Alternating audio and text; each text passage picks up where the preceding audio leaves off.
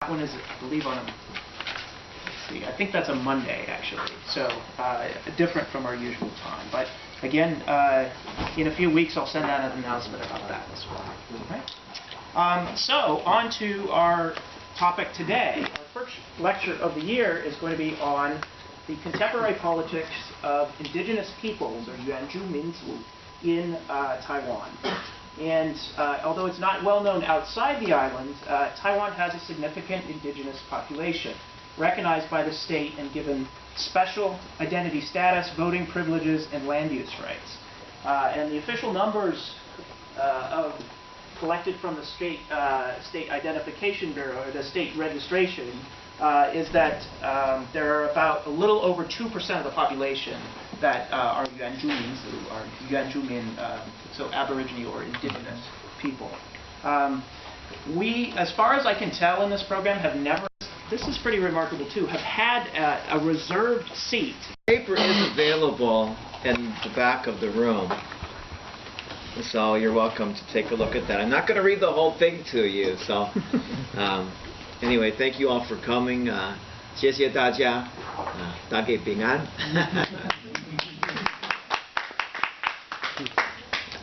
I'm quite happy that I'll be able to show you some Chinese because I think almost everybody will be able to look at it. Anyway, in this paper, which I do plan to revise for publication, so please feel free to give me any suggestions and criticism. I'm taking a look at political change in Taiwan since 2008. It's going to be part of a larger book on social movements in Taiwan since Ma Ying-jeou was elected in 2008, and thinking through political change from that particular prism. So looking at the indigenous rights movements that claim to speak for some 500,000 people of Austronesian descent and identities on the island. And there's a great diversity in indigenous rights movements which we should be aware of. So I'll be looking at that. You can see Ma Ying-jeou here dressing up as an indigenous person, and in a very controversial moment in his career, he was actually named by a group of indigenous leaders as being the Zongtoumu, or the big chief of indigenous people in Taiwan, which was, of course, not accepted by the majority of indigenous people. There was quite a bit of disagreement about that. And here is a map now of, well, here's a map here of the now 16 different indigenous groups in Taiwan.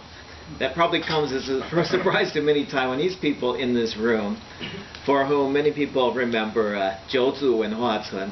And in the Chen Shui-bian period, it became 14, and now Ma Ying-jeou has recognized 2 others.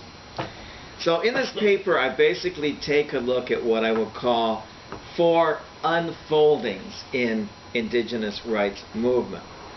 And I make an attempt to call them unfoldings rather than development, because development makes it sound as if there's a linear progression. I want to move away from that and see that there are many different possibilities. Now, from a historical perspective, the people we call indigenous in Taiwan are what linguists would call Austronesian peoples. They are very different from the Han Chinese or Taiwanese groups on Taiwan for several different reasons. Of course, for linguistic reasons. They've also been on the island for some 5,000 to 6,000 years, as opposed to people who began coming to Taiwan only in the 17th century and afterwards. There are very big differences as well between, say, for example, mainlanders and so-called native Taiwanese. But the indigenous groups are much more different. One of the big differences is that the indigenous peoples on Taiwan had never been governed by a state, whereas China, of course, is one of the world's oldest states, and so for that reason, even the native Taiwanese have a habitus of dealing effectively with states, bureaucracies, tax collectors, etc. In fact, some of the classical theory of the evolution of the state comes from data that Morton Freed collected in Taiwan as well as on the mainland of China. The Ching Dynasty, in over 2 centuries of colonization prior to the Japanese annexation of Taiwan in 1895, subdued what they called the Pingpuzu, or the Plains Aborigines, largely assimilating those groups into Chinese polity and cosmology. They classified the native groups as being raw, 熟饭, or cooked, 生饭, savages, depending on whether or not they had politically submitted to Chinese rule.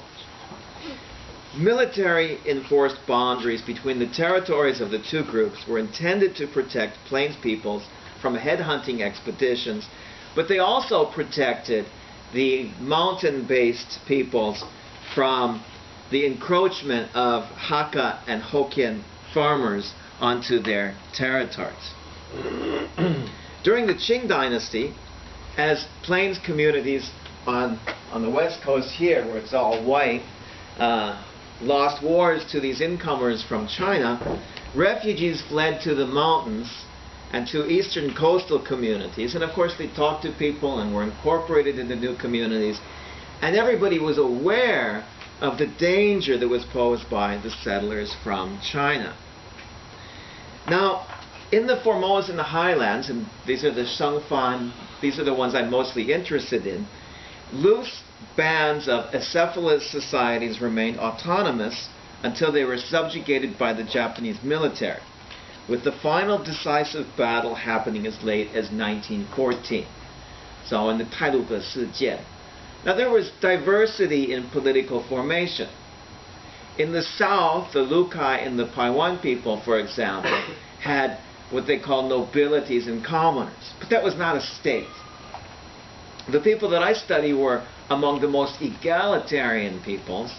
They lived in very small communities of maybe 30 to 90 people, really face-to-face communities. Everybody knows each other. All of the men are relatives. And so they really felt no need for a state. They still have a political philosophy. It's all in my book that they call Gaia, is what they call the sacred law of their ancestors. And so they had a way of living without a state. Pierre Clastre called these kinds of people societies against the state. And there are certain political ethics of this that motivate their lives to this day. But after 1914, they were integrated by the Japanese into the state as new institutions and organizations were created around property rights, political representation, identity, and social welfare in ways that separated them from other ethnic groups and reinforced local identities. These raw groups were incorporated for the first time in history into a state during the Japanese period. And these are the groups that became the indigenous peoples of today. From their perspective, the state is a completely new imposition. To the people who are alive today, of course, were for the most part not there in 1914, but they do remember what their parents and grandparents told them about life before states and capitalist markets. So beginning in the Japanese period, policy innovations for these Austronesian peoples led to what I call in my book a bureaucratization of indigeneity, which began in the Japanese period but continued on a process of what some scholars call path dependency after Taiwan was transferred from Japan to the Republic of China. Local people often accept these reserve lands and so forth as a kind of state protection against encroachment on their land by Hokkien and Hakka peoples. Now, in terms of politics, the Japanese had forced everybody to settle in permanent settled communities. And for some of them, that was a new way of life. They had to create tribal councils with chiefs who would maintain relations with the Japanese police authorities.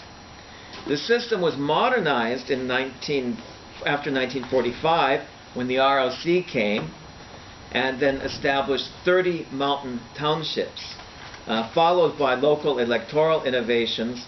And they used for all of this a slogan of local autonomy, so 地方自治.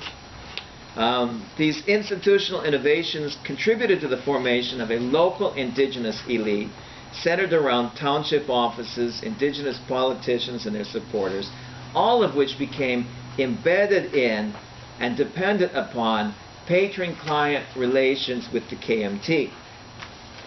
Nonetheless, their social expectations about leadership were transformed and transferred to this new elite. So there's some kind of a continuity in informal institutions of leadership. So the Sejek still use Gaia to judge their leaders. There was also a reserve system, 保留地. And although it is possible for them to make deals with outsiders, and land does get transferred illegally to outsiders, it is important to recognize that this reserve land system kept people in the communities, and it gives them land that they can always go back to. So if they've gone away from their home in Pingdong or in Nantou, and they go to Kaohsiung or Taipei to work, and they want to come back, they have a place to go back to. So it's kept communities alive. And it's in those communities where people moving back from the cities and being involved in social movements hope that the social movements can come to life. And they have been. The indigenous social movement began after the end of, well, near the end of martial law. Fiorella Alliot, an anthropologist from France, dates it to the establishment of a magazine called Gaoshanqing in 1983, which was followed in 1984 by the establishment of the Alliance of Taiwan Aborigines. These movements emerged from a context of a larger Dangwai, oppositional movement, but it was also nourished by networks of the Presbyterian Church of Taiwan. Protestant influences on the movement included the pro-indigenous theology taught at Yushan Sen Xueyuan, but also the involvement of Canadian missionaries in the urban-rural movement, which provided training for social activists. Among those was Donna Loft from Ontario, who is a very prominent Indigenous rights actor there as well. She's from the Mohawk Nation. So one of the first demands of this movement was the name rectification, 真名运动, which first of all meant they wanted to change the name that would be used to collectively refer to all of these people. They didn't like words like Sandiren or Shanbao, mountain compatriots, which they saw as being somewhat derogative. And so they wanted to be called Yunzumi. Now this is a word that came out of URM training with Donna Loft. And so it eventually got into the Constitution. And I think this is quite interesting. I'm not even going to look at this here. But in the 1994 revisions of the Constitution, since almost everybody here knows Chinese, can see the difference here between 1994 when it was Yunzumin and then 1997 when it was Yunzuminzu. So 多一个字啊，多一个字啊. Now that's it is a translation from the English. And it is a translation of debates that were happening at the United Nations events in Geneva of whether the political rights belong to indigenous people or indigenous peoples. And in fact, indigenous people were protesting at Geneva with signs that had only the letter S. Because that letter S is very important. So what we're basically saying is, do these political rights belong to individual citizens who happen to be indigenous? Or do they belong to indigenous peoples who, as peoples in international law, have the right to self-determination?